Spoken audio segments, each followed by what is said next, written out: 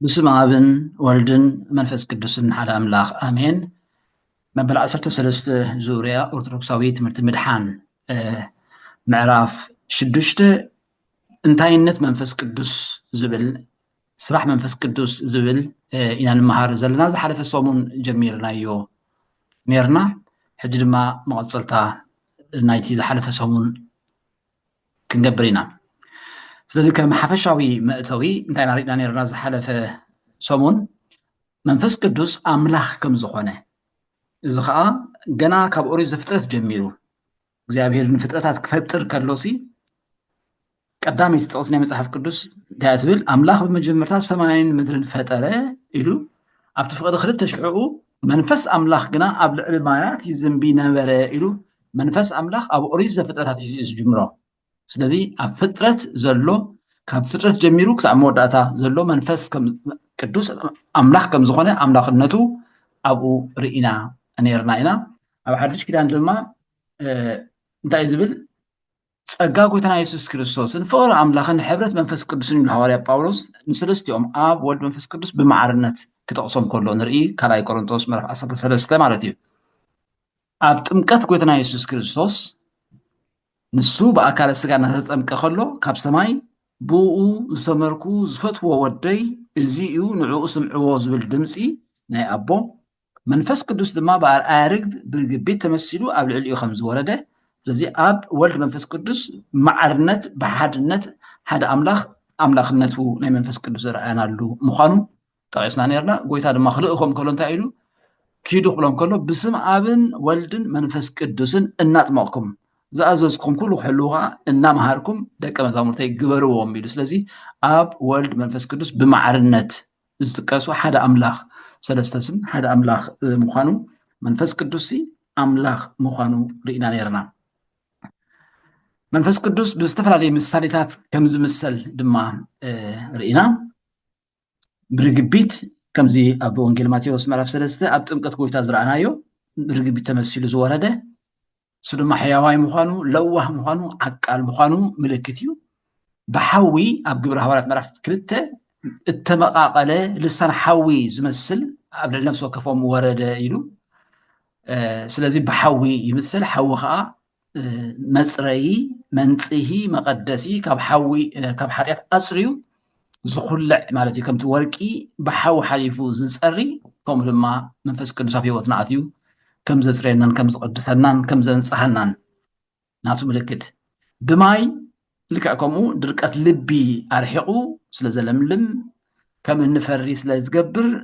ስለዘለስልስ ስለዝሓፅብ ስለዘፅሪ ብማይ ከዓ ይምሰል እዩ። ብንፋስ ከዓ ይምሰል ወይ ብኣየር ቀዳማይ ረቂቕ ስለዝኾነ ዘይጭበጥ ዘይተሓዝ ዘይምርመር ብቐንዱ ግና ብዘይ ኣየር ብዘይ ምስትንፋስ ኣየር ክንነብር ከም ዘይንኽእል ብዘይ መንፈስ ቅዱስ ድማ ኣብ መንፈሳዊ ሂወት ክንነብር ኣይንኽእልን በዝኾና እዩ።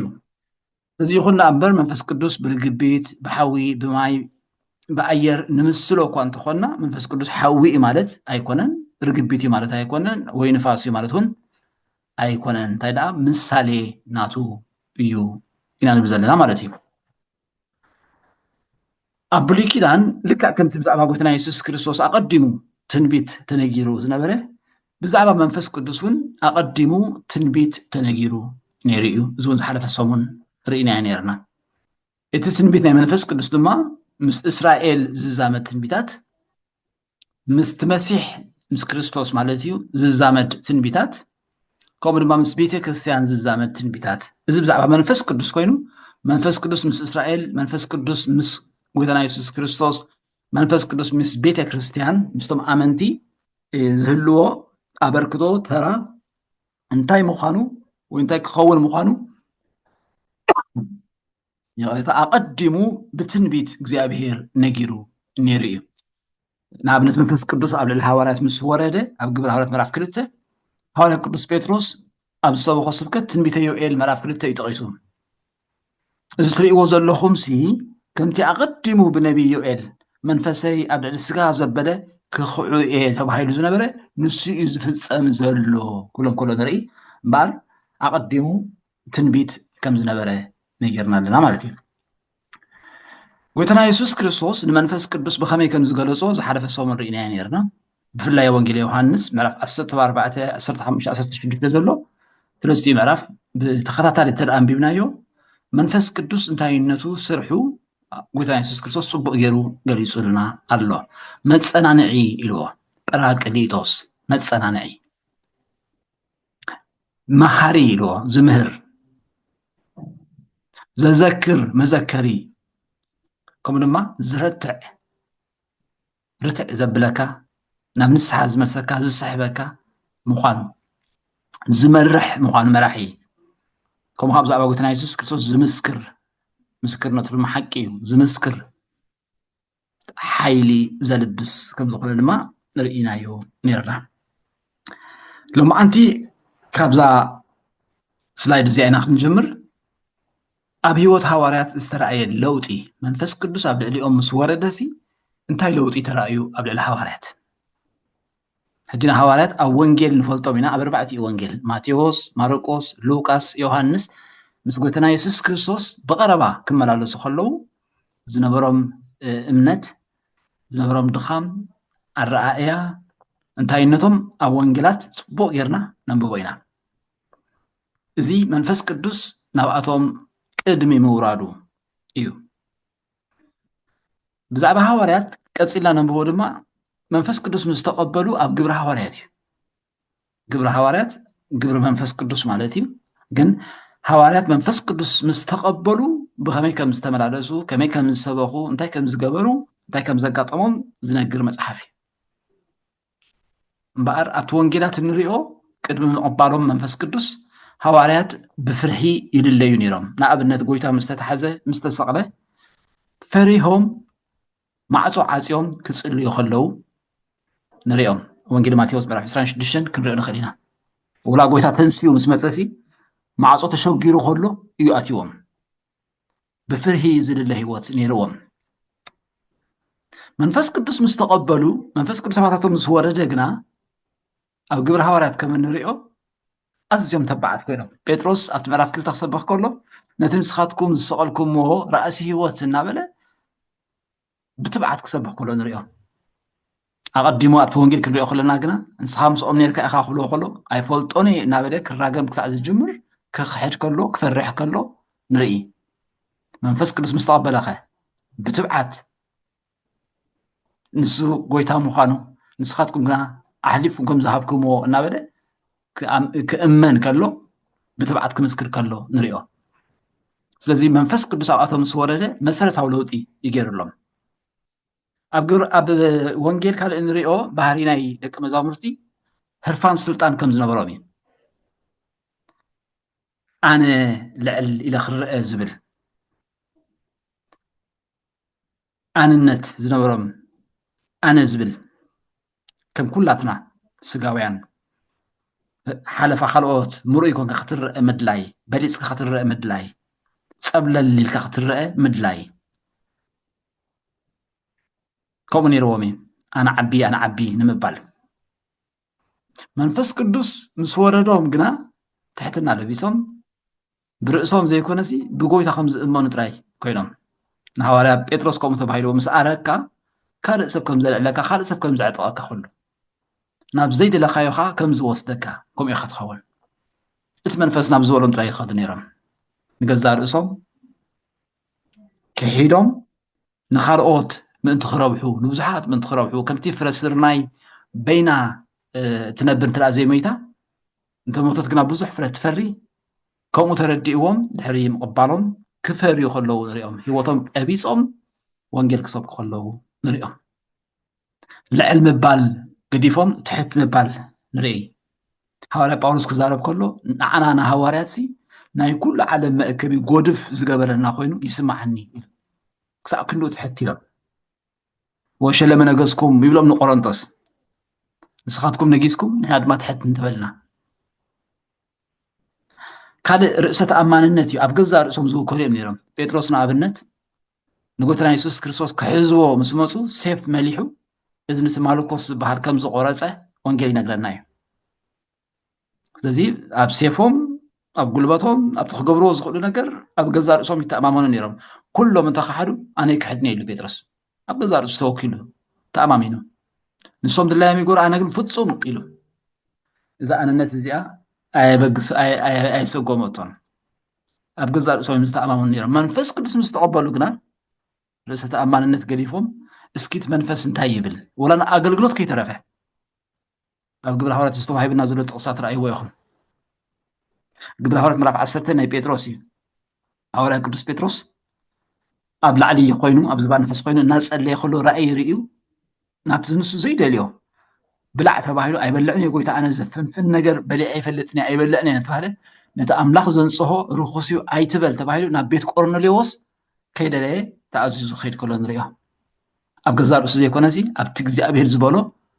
ተኣሚኑ ክኸይድ ከሎ ንርኢ። ንጳውሎስን ሲላስን ፍለዩለይ ክብሎም ከሎ መንፈስ ቅዱስ ንርኢ ኣብ ግብረ ሐዋርያት። ስለዚ ብገዛ ርእሶም ኣብ ገዛ ርእሶም ዝውከሉ ዝነበሩ ሕጂ ግና እንታይ ኮይኖም ኣብ መንፈስ ቅዱስ ምውካል ጀሚሮም። ስለዚ ኣብ ሂወት ሐዋርያት መሰረታዊ ለውጢ እዩ ተራእዩ። መንፈስ ቅዱስ ምስ ወረዶም ትሕትና ዘለዎም ፍቃዶም ዘይኮነሲ ፍቃድ ኣምላኽ ዝፍጽሙ ኣብ ገዛ ርእሶም ዘይኮነስ ኣብ ጎይታ ዝውከሉ ንገዛ ርእሶም ዝነብሩ ዘይኮነሲ ንጎይታ ዝነብሩ ኮይኖም መንፈስ ቅዱስ ኣባታቶም ከይወረደ ከሎ ግና ልክዕ ከምዚ ሕጂ መብዛሕትና ዘለናዮ ሂወት ከምኡ ነይሮም። ፍርሂ ዝፈርሑ ከይእሰሩ ይፈርሑ፣ ከይቅጥቀጡ ይፈርሑ፣ ከይሰግዎም ይፈርሑ። ኣብ ግብረ ሐዋርያት ግን ዝገርም እዩ። ገሪፎም ካብቲ መጋበያ ከውፅዎም ከለውሲ ካብቲ መጋበያስ እንታይ ዝብለና እናተሓጎሱ ወፁ ይብል። ተገሪፎም እኮ እዮም ተቐፂዖም። መንፈስ ቅዱስ ኣባኻ እንተደኣ ወሪዱ ካልእ ሰብ ኢኻ ትኸውን። ንሳኦል ከምኡ ተባሂልዎ ነይሩ። ኣድጊ ክደልይሉ ምስ ከለሲ ድሓር ነቢይ ሳሙኤል ረኺቦ እግዚኣብሔር ኣዚዙ ቅብኣዮ እዚ ንጉስ እስራኤል ዝኸውን ተባሂሉ ቀቢእዎ። እንታይ ኢልዎ ካልእ ሰብ ክትከውን ድማ ክትልወጥ ኢኻ ኢሉ ተለዊጡ ሽዑን ሽዑን ትንቢት ክንበ ጀሚሩ ሳኦል እውን ዶ ሓደ ካብ ነቢያት እዩ ክሳዕ ዝበሃል ካልእ ሰብ ኮይኑ ተቐይሩ። ስለዚ ኣሕዋተይን ኣሓተይን መንፈስ ቅዱስ ኣብ ሂወትና ምስ ዝወርድ ኣብ ሂወትና እንተ ኣሎ ኮይኑ እቲ ለውጢ ናይ ሰማይን ምድርን ልክዕ ከምዚ ንሪኦ ዘለና ኣባና እውን ስሙን ዘለኣለን ዝኸበረን ዝተመስገነን ይኹን። ኣብ ሓፈሻዊ ሂወት እታ ቤተ ክርስቲያን ዝተረኣየ ለውጥታት ድማ ክንርኢ ንኽእል ኢና። ኣብ ሓፈሻዊ ሂወት ኣብቶም ደቂ መዛሙርቲ ጥራይ ዘይኮነሲ ኣብታ ቤተ ክርስቲያን ኣብታ ሕብረት ዝተረኣየ ለውጢ እውን ኣብታ ቀዳሚት ቤተ ክርስቲያን ንኣብነት ግብረ ሐዋርያት ምዕራፍ 2 ተዳሪእና ፍሉይን ጽኑዕን ሓድነት ይህቦም ነይሩ ብኩሉ ብርኪ ከም ዝኾኑ ገይርዎም ሼር ዝገብሩ ነይሮም ማለት እዩ። ናብራ ከይተረፈ ዘለዎም ኩሉ ሸይጦም ኣብ እግሪ ሐዋርያት የምፅዎ ሓደ ኮሽ ህጉር ኣይነበሮምን ብሓባር ይነብሩ ነይሮም። ጽኑዕ ፍቅሪ ነይርዎም፣ ጽኑዕ ሓድነት ነይርዎም ብኩሉ ብጸሎት ብምቑራስን ጌራ በቓል ኣምላኽ ብኩሉ ሓድነት ነይርዎም። እቲ መንፈሲ ሓደ ገይርዎም። ሰባት ንኣገልግሎት ይፈልየሎም ነይሩ። ከም ዝቐድም ኢላ ክትቆስሉ ዝፅናሕኩ እቶም ሰባት ባዕሎም ዝመርፅዎ ካልእ ኣገልግሎት እኳ እንተነበሮም ንኣምላኽ ዘኽብሩሉ ኣገልግሎትና ባዕሉ ይመርፀሎም ነይሩ። ንኣብነት ግብረ ሐዋርያት 13 ዘሎ ንሲላስን ንጳውሎስን ነዚ ኣገልግሎት እዚ ፍለዩለይ ክብሎም ከሎ ንርኢ እግዚኣብሔር ይፈልየሎም ነይሩ። መንፈስ ቅዱስ ምስኦም ኮይኑ ይፈልየሎም ነይሩ። ንሶም ይሰምዕዎ፣ ይልምኑ፣ ይጽልዩ፣ ንሱ ድማ ይመርሖም ይፈልየሎም ነይሩ። ሳልሳይ ንሓድነትን ቅንዕናን ቤተ ክርስቲያን ዝፈታተን ኃጢአት ሕርሚ የጽርየሎም ነይሩ። ምዕራፍ 5 ሓናንያን ሰጲራን ዝበሃሉ ሰብኣይን ሰበይትን ብጉርሒ ተታሒዞም ፍርቂ ገንዘቦም ኣቐሚጦም ብክንዲ እዚና ሸይጥናዮ ኢሎም ብፍርቂ ልቢ ክሓብርዎም ጀሚሮም ንሐዋርያት ኣብታ ቤተ ክርስቲያን ክሓብሩ ፈቲኖም። መንፈስ ቅዱስ ኣይፈቐደን ኣጽርየሎም። ራብዓይ ኣብ ቤተ ክርስቲያን ንዝተለዓለ ዓሌታውነት ዘይርትዓዊ ኣረኣእያ ፈቲሑ ግብረ ሐዋርያት ምዕራፍ 6 ነንብቦ ኢና። እዚ ኣድልዎ ተፈጢሩ ኣድልዎ ምስ ተፈጠረ ነዚ ነገር እዚ መንፈስ ቅዱስ ክፈትሓሎም 7 ካባኻትኩም ኢሎሞም መንፈስን ጥበብን ዘለዎም ምረፁ ንሕና ነዚ ነገር እዚ ክንምዝዞም ኢና ኢሎም። ስለዚ ጸልዮም ን7 ድማ እስጢፋኖስ ዝርከቦም 7 ዲያቆናት ሸይሞምሎም ማለት እዩ። ሓምሻይ ንምስፋሕ ወንጌል ዓንቃፊ ዝነበረ ዝተፈላለየ ልምድን ሓሳብን ባህላዊ እምነትን ኣልይሎም ካብኡ ብፍላይ ብርሃራት ምዕራፍ 11 ንሪኦ ኢና ምዕራፍ 15 ምስ በፅሑ እውን ንሪኦ ዝኣስሮም ዘበለ ከም ፍቓድ ኣምላኽ ዘይኮነ ከም ቃል ኣምላኽ ዘይኮነ ኣብ ክርስትና እምነት ዘየለ ነገር ኣቐዲሙ ብገለ ምክንያት ኣብኦም ዝፀንሐ ንዕኡ ኣልዩሎም መንፈስ ቅዱስ ክገብርዎ ዝግብኦም ኣርእዎም ሻድሻይ ጉድለትን ድኻምን ናይ ምእመናን መራሕቲ ቤተክርስትያን እናሰምዐ ድኹምን ፅቡቕን ጎኖም ነጊሮም እዚ ኣብ ራእይ ዮሃንስ ኣብተን 7 ማሕበራት ወይ 7 ኣብያተ ክርስትያን ንሪኦ ማለት እዩ እቲ መንፈስ ነቲ ማሕበር ዝብለን ዘሎ ይስማዕ እናበለ መንፈስ ቅዱስ ኣፅሪሎም እዝን ፅቡቕ ነገር ኣለካ እዝን ከዓ ረኺበልካ ኣለኹ ተነሳሕ እናበለ ዝነግሮም ነቶም 7 ማሕበራት ነቶም መራሕቲ ነተን 7 ኣብያተ ክርስትያን ስለዚ ኣብ ሓፈሻዊ ሂወታ ቤተክርስትያን መንፈስ ቅዱስ መሰረታዊ ኣዝዩ ኣገዳሲ ተራ ክፃወት ከሎ ንርኢ እሞ ሎሚ ኸ ኣብ ሂወተይን ኣብ ሂወትኩምን ሎሚ እውን ከምታ ጥንታዊት ቤተክርስትያን ክንከውን እንተደኣ ኮይና ንሂወት ቤተክርስትያንና መንፈስ ቅዱስ ምንቲ ክመርሓ ከነፍቅደሉ ኣለና ቤተክርስትያን ክበሃል ከሎ ኣነን ንስኹምን ተኣኪብና ማለት እዩ ኩላታቶም ብክርስቶስ ክርስቲያን ዝተባሃልና ንሱ ቤተክርስትያን ማለት ንሱ ሕብረት ንሱ ማሕበር እቲ ህንፃ ኣይኮነን እንታይ ደኣ ንሕና ኣነ ንስኻትኩም ሂወት ሰብ እዩ እቲ ቤተክርስትያን ዝበሃል ዘሎ ማሕደር እግዚኣብሄር ማለት እዩ እግዚኣብሄር ዝሓድረሉ እግዚኣብሄር ዝኸብረሉ እግዚኣብሄር ናቱ ዝገብሮ ነቲ ህንፃ ኣይኮነን እንታይ ደኣ ንዓና እዩ ንዓይን ንዓኻትኩም እሞ ኣብ ሂወትና ከምዚ ዓይነት ሕብረት ክህልወና ምስ እግዚኣብሄር ካብ ሓጢኣት ዝረሓቐ ዝተቐደሰ እግዚኣብሄር ድምፁ ዘስማዓና መሪሕነቱ ዘስማዓና መገዱ ዘርእየና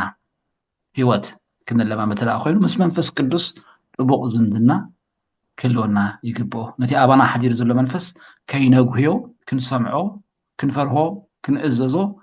የድልየና ከመይ ጌርና ኢና መንፈስ ቅዱስ ንቕበል ዝብል ዝቕፅል ኣርእስቲ እዩ መንፈስ ቅዱስ በዞም ዝስዕቡ መገድታት ንቕበሎ ብዙሕ መገዲ እዩ ካብኡ ግን ሰለስተ ክንጠቅስ ኢና ቀዳማይ ቃል እግዚኣብሄር ምስማዕን ምቕባልን እዩ ጎይታናን መድሓኒናን ኢየሱስ ክርስቶስ ኣብ ምዕራፍ 6 ወንጌል ዮሃንስ ከምዚ ኢሉ እዘን ኣነ ዝነገርኩኹም ቃላት ሂወትን መንፈስ እውን እየን እንታይን ሂወትን መንፈስ እውን እየን እቲ ቃል እኳ እዩ ቃለይሲ ሂወት እዩ መንፈስ ድማ እዩ ስለዚኦም እቶም ኣመንቲ ንምድሓኖም ዝኸውን ቃል ሓቂ ምስ ሰምዑ ብተስፋ መንፈስ ቅዱስ ዝሕተሙ እዚ ኣብ ኤፌሶን ምዕራፍ 1 ፍቅዲ 13 ንረኽቦ ብኡ ምስ ሰማዕና ነቲ ሰማዕናዮ ድማ ምስ ኣመናዮ ብናይ ተስፋ መንፈስ ቅዱስ ንሕተም እዚ ከዓ ከም ዕርቡን ድሕነት መንፈስ ቅዱስ ከም ዝተዋህበና ከም ዕርቡን ኮይኑ ይዋሃበና ማለት ናይ ምድሓንና መረጋገፂ መዓስ ግን ዝዋሃበና ነቲ ንምድሓን ዝኸውን ቃል ሓቂ ሰሚዕና ብእምነት ምስ ተቐበልናዮ ሃዋርያ ቅዱስ ጴጥሮስ ድማ ከምዚ ኢሉ ተዛሪበሎ ኣብ እንዳ ቆርኔሌዎስ ነቶም ብፅምኣ ዝፅበይዎ ዝነበሩ ብዛዕባ የሱስ ክርስቶስ ምስ መስከረሎም ምሂርዎም ሽዑኡ እናተዛረበ ከሎ መንፈስ ቅዱስ ኣብ ልዕሊ ነፍሲ ወከፎም ወሪዱ ብህያብ መንፈስ ቅዱስ ክባረኹ ከለዉ ድማ ንሪኦም ግብሪ ሃዋርያት ምዕራፍ 10 ጴጥሮስ ግና እናተዛረበ ከሎሲ ኣብቶም ዝሰምዕዎ ዝነበሩ መንፈስ ቅዱስ ወሪዱ ስለዚ ቀዳማይ ብምንታይ ኢና ንቕበል መንፈስ ቅዱስ ቃል ኣምላኽ ብምስማዕ ንቃል ኣምላኽ ብምቕባል ምቕባል ማለት ኣሜን ይኹነለይ እዎ ከምኡ እዩ ኢልካ ናብ ልብኻ ምሕዳር ብእምነት ምሳኻ ከም ዝሓብር ምግባር ማለት እዩ ካልኣይ ብፀሎት እዩ እምበኣርሲ ንስኻትኩም እኳ ክፉኣት ክነስኹም ኢሉ ጎይታ ንደቅኹም ፅቡቕ ህያብ መሃብ ካብ ፈለጥኩም እቲ ኣብ ሰማይ ዘሎ ኣቦ ግዳ ንዝልምንዎ ክንደይ ኣብዚሑ መንፈስ ቅዱስ ዘይህቦም ነቶም ዝልምንዎ ሲ እንታይ ይህቦም ኣብዚሑ መንፈስ ቅዱስ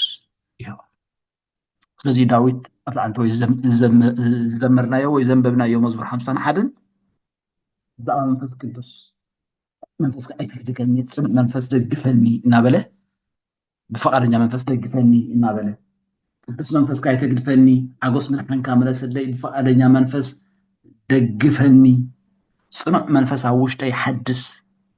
ሓድስ እናበለ ቀፃሊ መንፈስ ቅዱስ ክቕበል ሃረር ይብል ከም ዝነበረ የርእየና ብጸሎት መንፈስ ቅዱስ ምቕበል ሳልሳይ ብምንባር ኣእዳው እዩ ኣብ ዘመን ሃዋርያት ብምንባር ኣእዳው መንፈስ ቅዱስ ምቕባል ልሙድ ተርእዮ ነበረ እቶም ኣእዳዎም ዘንብሩ ዝነበሩ ሃዋርያት ከዓ እቶም ኣእዳዎም ዘንብሩ ሃዋርያት እዮም ነይሮም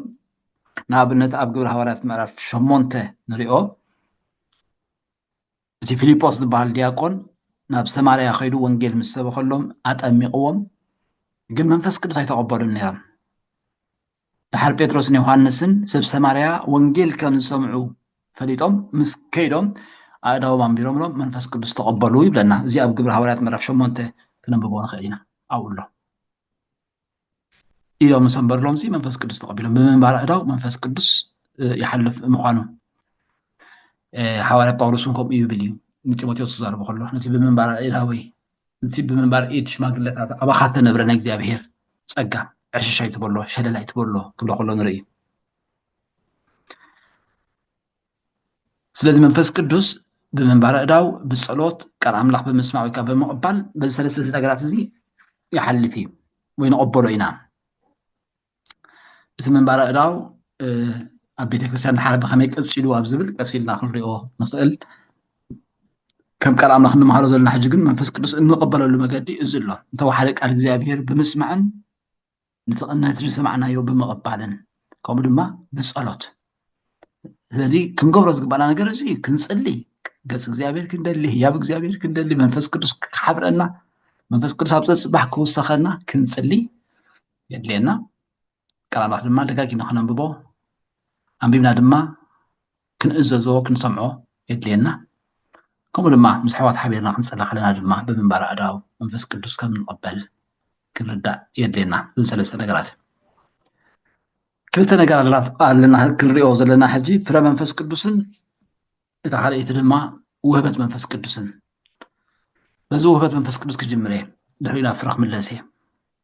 ውህበት መንፈስ ቅዱስ ኣብ ቆሮንቶስ ቀዳማይ ቆሮንቶስ ምዕራፍ 12 እዚ ጽሑፍ እዚ ንረኽቦ ኢና ቀዳማይ ቆሮንቶስ ምዕራፍ 12 ኣሕዋተየ ብዛዕባ እቲ መንፈሳዊ ውህበት ግና ብዛዕባ እንታይ ብዛዕባ እቲ መንፈሳዊ ውህበት ግና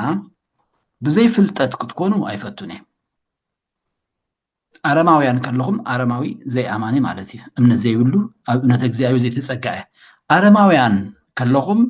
ናብቶም ዓባሳት ጣዖታት እናተመራሕኩም ከም እተሰሓብኩም ትፈልጡ ኢኹም ስለዚ ሓደ እኳ ብመንፈስ ኣምላኽ ዝዛረብ ኢየሱስ ርጉም እዩ ከም ዘይብል ብመንፈስ ቅዱስ እንተዘይኮነ ከዓ ኢየሱስ ጎይታ እዩ ክብል ንሓደ እኳ ከም ዘይኮነሉ ኣፍልጠኩም እምበኣርከ ውህበት በበይኑ እዩ እንታይ በበይኑ እዩ ውህበት በበይኑ እዩ መንፈስ ግና ሓደ ንሱ እዩ ኣገልግሎት በበይኑ እዩ ጎይታ ግና ሓደ ንሱ እዩ እንታይ በበይኑ እዩ ኸኢልና ኣብዚ ሕጂ ኣገልግሎት ውህበት በበይኑ እዩ መንፈስ ሓደ እዩ ኣገልግሎት በበይኑ እዩ ጎይታ ግና ሓደ እዩ ግብሪ ሓይሊ ድማ በበይኑ እዩ እቲ ኣብ ኩላቶም ኩሉ ዝገብር ኣምላኽ ግና ሓደ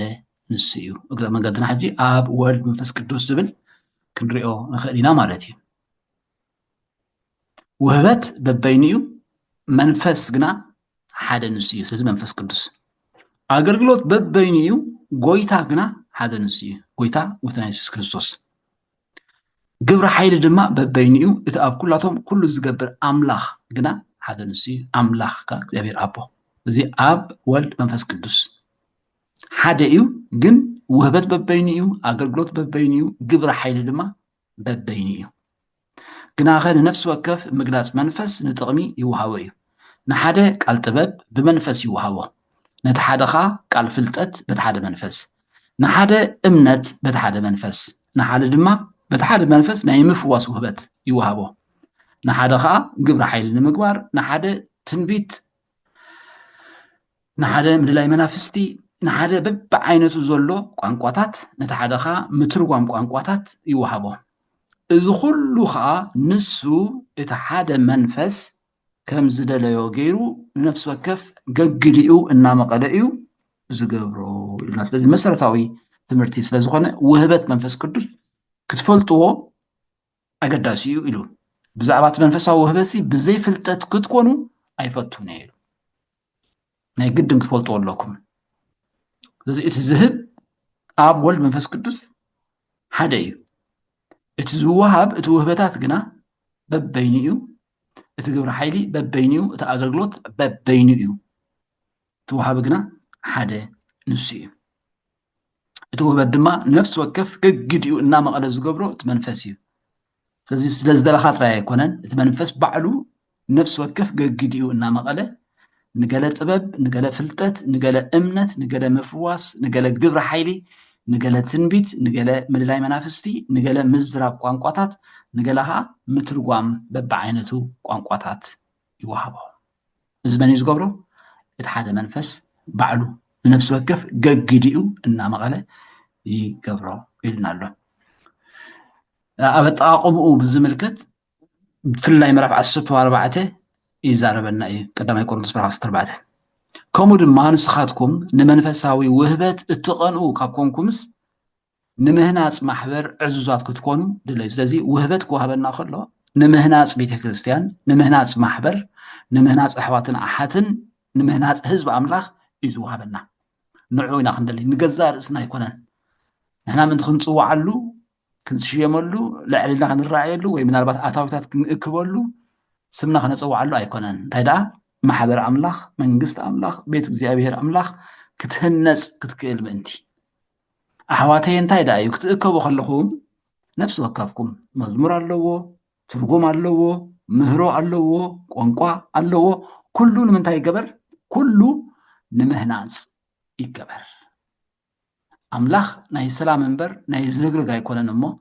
እቶም መናፍስቲ ነቢያት ነቶም ነቢያት ይግዝእዎም እዮም ስለዚ ውህበት መንፈስ ቅዱስ ንምንታይ እዩ ዝወሃበና ንምህናፅ ቤተ ክርስትያን እዩ ንምህናፅ ሕብረት ኣምላኽ ማሕበር ኣምላኽ እዩ ዝወሃብ ገዛእ ርእስኻ ምንቲ ክትፅዋዓሉ ክትሽየመሉ ኣይኮነን ዝወሃብ ዝኾነ እንተኾነ ከዓ እቲ ዝገብር መንፈስ ቅዱስ ስለ ዝኾነ ኩሉ ምስ ገበርና ንሕና እቲ ዝግባአና ኢና ዝገበርና ዘይንጠቅም ባሮት ኢና በሉ መንዳይ እዩ ዝገብሮ መንፈስ ባዕሉ እግዚኣብሔር ባዕሉ ጎይታ ባዕሉ እዩ ዝገብሮ ክብሪ እግዚኣብሔር ይኹን ስለዚ ውህበት መንፈስ ቅዱስ ክንፈልጦ እንታይ ምዃኑ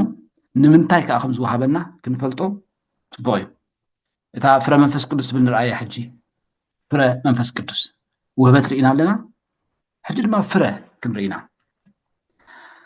ገላትያ ምዕራፍ 5 ፍቅሪ 24 ፍረ መንፈስ ግና ፍቅሪ ሓጎስ ዕርቂ ዓቕሊ ለውሃት ሕያውነት እምነት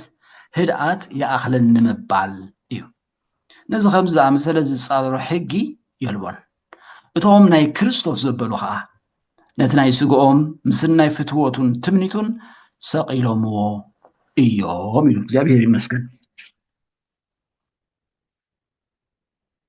ፍረ እዩ እዚ ፍረ መንፈስ ቅዱስ እታ ፍረ ትብል ዘላ ራእይዋ ዝተውዕሉላ ኢኹም ፍረታት ኣይኮነትን እንታይ ደኣ ፍረ መንፈስ ቅዱስ ፍቅሪ እዩ ኣብ ፍቅሪ ኩሉ እዚ ኣሎ ሓጎስ ዕርቂ ዓቕሊ ለውሃት ሕያውነት እምነት ህድኣት ይኣኽለን ንምባል እዚ ኩሉ ናይ ፍቅሪ መግለፂ እዩ ከተረጋግፁ ንሕላ ድለይኹም ቀዳማይ ቆሮንቶስ ምዕራፍ 13 ኣንብቦ ፍቅሪ ኣቃልያ ኣይትቐንእን እያ ኣይትጀሃርን እያ ናታ ኣይትልልን እያ እናበለ ኩሉ ዘርዚርዎ ዘሎ እዞም ኣብዚ ዘለው ኣብኡ ኣለዉ ኩላቶም ስለዚ ፍረ ኢልዎ ፍረታት ኣይበለን ፍረ መንፈስ ቅዱስ ፍቅሪ እዩ ኣብ ፍቅሪ እዞም ኩሎም ኣለዉ እዞም ተጠቂሶም ዘለዉ ማለት እዩ እሞ ኣብ ሂወትና መንፈስ ቅዱስ ኣለና ንብል ተደኣ ኮይንና እዚ ፍረ እዚ ኣሎ ድዩ ዕርቂ ዓቕሊ ለውሃት ሕያውነት እምነት ህድኣት ይኣኽለን ንምባል ብግዲ ክህሉ ዘለዎ ነገር እዩ ፍረ ስለዝኾነ ምክንያቱ ስርናይ እንድሕር ዘሪእካ ተወቁል ዘለዎ ነገር ስርናይ እዩ ወይኒ እንድሕር ዘሪእካ ወይኒ እዩ ዝበቁል እቲ ዘርኢ እንተደኣ ክርዳድ ኮይኑ እንተደኣ እሾኽ ኮይኑ ከዓ ክርዳድን እሾኽን እዩ ዝበቁል ስለዚ ኣብ ሂወትና መንፈስ ቅዱስ ብቃል ኣምላኽ ኣቢሉ ብፀሎት ኣቢሉ ብምንባር እዳው ኣቢሉ ዝተቐበልናዮ መንፈስ ኣምላኽ ኣባና እንተደኣ ኣሎ ኮይኑ ማሕደር መንፈስ ቅዱስ ኮይንና እንተደኣ ኣለና ኮይንና ኣባና ክፈሪ ዘለዎ ፍረ ፍቅሪ ሓጎስ ዕርቂ ዓቕሊ ለውሃት ሕያውነት እምነት ህድኣት ይኣኽለኒ ምባል እዩ እዚ ተላእዝየሉካ ከም ብሓድሽ ፀሊና ጎይታየ ኣበይ ኣሎ እዚ ፍረ ዝደኣብየሉ ብሂወተይ ኢልና ክንፀልይ ኣለና ኣብ ፀሎት ድማ መንፈስ ቅዱስ ንቕበል ኢና ኣብ ክርስትና እቲ ዝዓበየ ነገር ተኣምራት ምግባር ኣይኮነን ብቋንቋታት ምፅላይ ኣይኮነን ትንቢት ምዝራብ ኣይኮነን ኣጋንንቲ ምውፃእ ኣይኮነን ምክንያቱ እዚ ኩሉ ክግበር ይከኣል እዩ ውህበት ኣምላኽ ስለ ዝኾነ ከም ተቐዲምና ዝረኣናዮ ውህበት መንፈስ ቅዱስ ስለ ዝኾነ ግን ኣብቲ ዓባይ መዓልቲ ሓተታ ወንጌል ማቴዎስ ምዕራፍ 7 ፍቅዲ 23 ከም ዝብል እንታይ እዮም ዝብልዎ ብስምካስ ኣጋንንቲ ዶ ኣየውፃእናን ብስምካስ ከምዝን ከምትን ኣይገበርናን ዶ ይብልዎ ንጎይታ ኣይገበርኩምና ይብሎምን እዩ ገይሮሞ እዮም ብስም ጎይታና የሱስ ክርስቶስ ትእምርትን ተኣምራትን ድንቅን ገይሮም ኣጋንንቲ ውፅኦም ሕሙማት ፈዊሶም ብዙሕ ነገር ገይሮም ግን እንታይ ኢልዎም ኣቱም ገበርቲ ዓመፃ ከቶ ኣይፈለጥኩኹምን ካባይ ረሓቑ ክብሎም እየ ኢሉ ወንጌል ማቴዎስ ምዕራፍ 7 ፍቅዲ 23 ስለዚ ዝዓበየ ተኣምር ክትገብር ትኽእል ኢኻ ብቋንቋታት ለለ ክትብል ትኽእል ኢኻ ትንቢት ክትዛረብ ትኽእል ፍረ መንፈስ ቅዱስ ኣብ ሂወትካ ተላእዝየሎ ግና ገባሪ ዓመፃ ተባሂልካ ንስኻ ንጎይታ እናፈለጥካዮ ጎይታ ግን ኣይፈልጠካን እየ ዝብለካ ግዜ ይመፅእ ኣብቲ መዓልቲ ሓተታ እግዚኣብሔር ካብኡ ይሰውረና ኣብ ብሉይ ኪዳን ሳኦል ቅብኣት ንግስነት ምስ ተቐበለ መንፈስ ቅዱስ ኣብ ልዕሊኡ ከም ዝወረደ እሞ ኣብ ማእከል ነቢያት ኮይኑ ከም እተነበየ ነንብብ ቀዳማይ ሳሙኤል ምዕራፍ 10 እዚ ህያብ እዚ ዝያዳ ክእዘዝ ፍቅሪ እውን ከርኢ ይተዋሂብዎ ነይሩ ንሳኦል ዘውደቆ ነገር ግን እንታይ ምዃኑ ትፈልጡ ኢኹም ኣይተኣዘዘን ከምታ እግዚኣብሔር ዝበሎ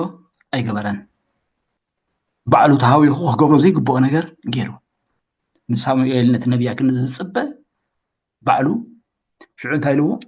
ፅን ምባል ካብ መስዋእቲ ይበልፅ ኣይተኣዘዘን ፍረ መንፈስ ቅዱስ ኣብ ሂወቱ ኣይተረኣየን ስለዚ ዝኾነ ህያብ ይሃለወና ውህበት ዝተቐበልናዮ ብቋንቋታት መላእኽትን ሰብን ንዛረብ ስጋና ንምንዳድ ገንዘብናዊ ነድኻታት ኣሕሊፍና እንተሃብና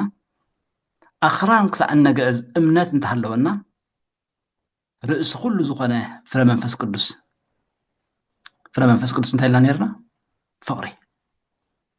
ፍረ መንፈስ ቅዱስ ፍቅሪ እንተደኣ ዘይብልና ከንቱ ጭልጭል ከም ዝብላ ስራዚ ምንም ትርጉም ከም ዘይብሉ ከንቱ ኢና ንኸውን ቀዳማይ ቆሮንቶስ ምዕራፍ 13 ስለዚ ፍረ መንፈስ ቅዱስ ኣዚና ክንግደሰሉ ክንፀቕጠሉ ሃረር ክንብሎ ዘለና ነገር እዚ እዩ እቲ ውህበት እንታይ ኢልና ኣሎ እቲ መንፈስ ባዕሉ እዩ ንነፍሲ ወከፍ ገግድ እዩ እናመቐለ ዝገብሮ ክንፅሊ ከለና ቃል ኣምላኽ ከነንብብ ከለና ምስኡ ሕብረት ክንገብር ከለና እቲ ንዓና ዝተዳለወ በረኸት ናይ መንፈስ ቅዱስ ውህበት እግዚኣብሔር ብመንፈስ ቅዱስ ገይሩ ይሽልመና ስለዚ እቲ ውህበታት ኣባና ይገሃድ እሱ ግን ኣይኮነን ቀንዲ ክንደልዮ ዘለና እቲ ቀንዲ ክንደልዮ ዘለና እዚ ፍረ መንፈስ ቅዱስ እዩ ፍቅሪ ሓጎስ ዕርቂ ዓቕሊ ለውሃት ነዚ ሪኦም እዮም ሰባት ንመንግስቲ ኣምላኽ ክመፁ ዝኽእሉ ነቲ ሰናይ ኣካይዳና ሪኦም እዮም ንእግዚኣብሔር ኣቦ ከመስግንዎ ዝኽእሉ ብተኣምራት ጠንቆልቲ እውን ተኣምራት ይገብሩ እዮም ሙሴ ተኣምር ክገብር ከሎ እቶም ጠንቆልቲ ግብፂ እውን ተኣምር ይገብሩ ነይሮም እዮም ነቲ ማይ ናብ ደም እንተቐይሮ ንሶም ድማ ነቲ ማይ ናብ ደም ይቐይርዎ ነይሮም ስለዚ ትምህርቲ ተኣምራት ድንቂ ነገራት እዚ ክግበር ዝከኣል ነገር እዩ ግን ጎይታና የሱስ ክርስቶስ እንታይ ኢሉ ዘሎ ብፍሪኦም ከተለልይዎም ኢኹም ፍረ መንፈስ ቅዱስ ፀቒጥና ክንሕዘሉ ዝግባአና እዩ ስለዚ መደምደምታ መንፈስ ቅዱስ ሓደ ካብ ኣካላት ቅድስቲ ስላሴ ስለ ዝኾነ ካብ ቀደም ዝነበረ ዘሎ ብሕጂ ድማ ዝነብር ዘለዓለማዊ ኣምላኽ እዩ መጀመርታ ዘይብሉ መወዳእታ ዘይብሉ ኣምላኽ እዩ መሪሕነት መንፈስ ቅዱስ ኣብ ቤተ ክርስቲያን ወሳኒ ተራ ኣለዎ ብዘይ መሪሕነት መንፈስ ቅዱስ ዝግበር ኣገልግሎት ዝግበር ዕዮ ኩሉ ስጋዊ ስለ ዝኾነ መወዳእትኡ ምሕላል ተስፋ ምቑራፅ ምድካም ምብትታን እዩ ዝምስል ብመንፈስ ቅዱስ ዘይትምራሕ ተደኣ ኮንካ ብስጋኻ ተደኣ ኮይኑ ንዝተወሰነ ግዜ ጥራይካ ትኸይድ መወዳእትኡ ምብትታን እዩ መወዳእትኡ ተስፋ ምቑራፅ እዩ ምሕላል እዩ መንፈስ ቅዱስ ኣባና እንተደኣ ኣሎ ኮይኑ ግን እናተገረፍካ እናተፀረፍካ እናተገፋዕካ እኳ ሓይሎም ከም ንስሪ ይሕደስ ኢሉ ኣሎ ይኸዱ እሞ ኣይደኽሙ እግዚኣብሔር ይመስገን እቶም እግዚኣብሔር ዝፅበይዎ ንውህበታት መንፈስ ቅዱስ ንውልቅናን ንዝናናን ጥራይ ንውህበት መንፈስ ቅዱስ ንውልቅና ንዝናና ጥራይ ብዘይግባእ ከይንጥንቀመሉ ክንጥንቀቕ ይግባእ። ምልላይ መናፍስቲ እንተተዋህበና ግብረ ሓይሊ ንምግባር እንተተዋህበና እግዚኣብሔር ፈቃዱ ኮይኑ ሽዑኡ ስምና ከይነፀውዓሉ ክንጥንቀቕ ይግባእ። ንሕና ትሕት ኢልና እግዚኣብሔር ይኸብር ዝግብኦ። ስለዚ መንፈስ ቅዱስ ውህበቱ ኣብ ዝህበና ግዜ በኣና ብዝገልፀሉ ግዜ ብምግላፅ ቃል ይኹን ብጥበብ ይኹን ከምቲ ዝረኣናዮ በቲ ውህበታት ንሕና ዘይኮንና ንሱ ክርአ ይግብኦ። ንሕና ትሕት ክንብል ምንም ንጠቅም ኣይኮናን። ሃዋርያ ጳውሎስ ከምዚ ኢሉ ካብ ርእስና ገለ ሰናይ ከም ዘምፃና ክንሓስብ ኣይከኣለናን እዩ። ካብ ርእስና ገለ ሰናይ ከም ዘምፃና ክንሓስብ ኣይከኣለናን። እዚ ስለ ዝገበርና ኣይኮነን ተዳ መንፈስ ቅዱስ ባዕሉ ዝገብሮ ነገር እዩ። ስለዚ ኣዝና ክንጥንቀቐሉ ይግባእ። ተዘይኮይኑ ዓስብና ካብ ሰብ ክንወስዶ ኢና ምድራዊ ጥራይ ኮይኑ ከዓ ክተርፍ እዩ። እቲ ዝኸበረ ዓስቢ ከየፅነና ኣይኽእል እዩ። ነቲ ኣብ ሂወትና ክህሉ ዝኽእል ብሉፅ ውህበታት መንፈስ ቅዱስ ብፍረ መንፈስ ቅዱስ ከነሰንዮ እንተዘይክኢልና እግዚኣብሔር ከም ዝቁጣዓና ምርዳእ ኣገዳሲ እዩ። ከምቲ ነቶም ኣብ ወንጌል ማቴዎስ ምዕራፍ 7 ዝበሎም ብስም ካልእ ኣጋንንቲ ኣየውፃእናን ብስም ካልእ ተኣምራት ኣይገበርናን ዝብልዎ ኣቱም ገበርቲ ዓመፃ ከቶ ኣይፈለጥክኹምን ዝበሎም። ስለዚ ሚዛናዊ ዝኾነ ክርስትያናዊ ሂወት ክህልወና ክንፅዕት ይግባኣና እዩ። ስለዝፀናሐና ግዜ ንኣምላኽ ምስጋና ይኹን።